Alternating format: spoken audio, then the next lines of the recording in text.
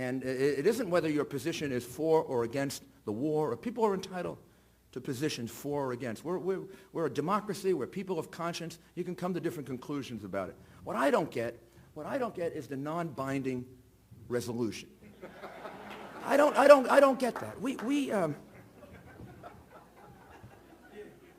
In the business world, if 2 weeks were spent on a non-binding resolution,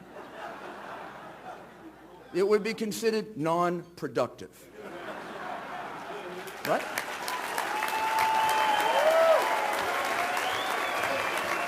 But it's worse than that. It's worse than that. It's another sign of something I've heard for the last 2 years traveling to 30, 40 states on behalf of Republicans and for other purposes. They just can't decide any tough questions. A non-binding resolution is a comment without making a decision. It's a commentary on not making a decision.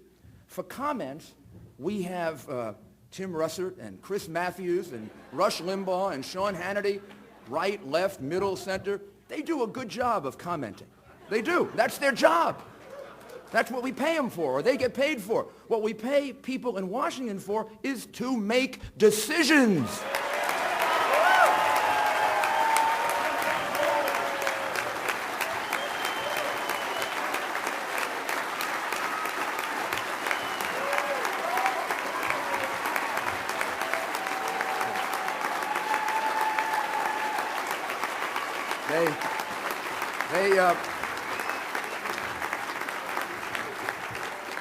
They can't decide on Iraq.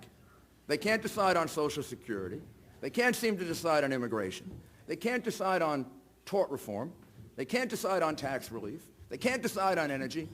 These are all too tough. They're too politically controversial. So the best thing to do is not decide, not to do anything. And a president doesn't have that option. We are very fortunate to have President Bush. We're very fortunate.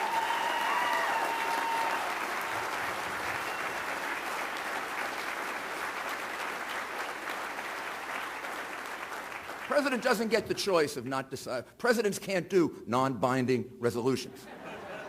Presidents have to make decisions and move the country forward. And that's the kind of president that I would like to be. A president who makes decisions.